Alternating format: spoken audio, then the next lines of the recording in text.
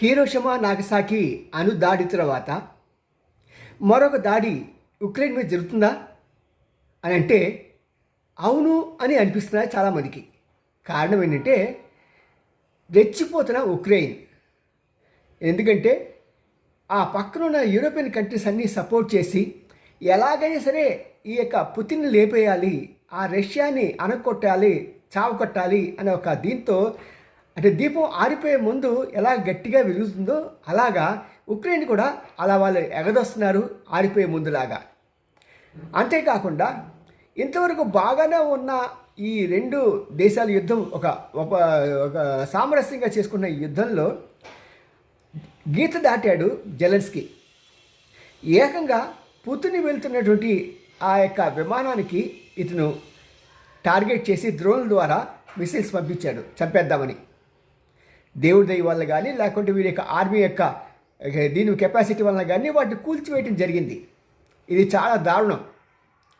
ఇది కాదు అన్నట్టుగా ఒక 6 నెలల ముందు నుంచి కొన్ని డ్రోన్లు ఏర్పాటు చేసుకొని వాటిని ఈ యొక్క వుడ్ హౌసెస్ అంటారు, మనకి పెద్ద ఇక్కడ తెలియదు కానీ ఇండియాలో విదేశాల్లో చాలా వరకు ఈ చెక్కతో హౌసెస్ నిర్మిస్తూ ఉంటారు. మన సినిమాల్లో వాటిలో లేకపోతే రిసార్ట్స్లో చూస్తూ ఉంటామే అలాగా.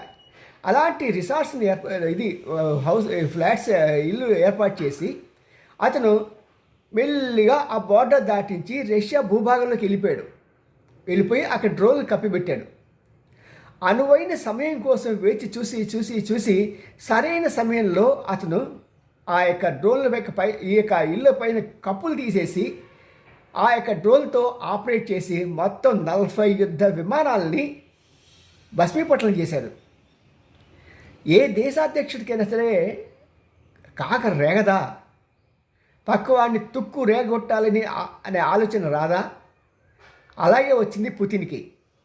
ఇప్పుడు ఈ సమయంలో అతను ఏం చేస్తా అంటున్నాడంటే, మనకు తెలిసిన ఈ యొక్క గూఢాచార్య యొక్క రిపోర్ట్ ప్రకారం ఇప్పుడు ఉక్రెయిన్ మీద అణుదాడి చేసి ఇంకా దాని యొక్క పీడ వదులుచుకోవాలి అని ఒక గట్టి నిర్ణయానికి వచ్చాడు.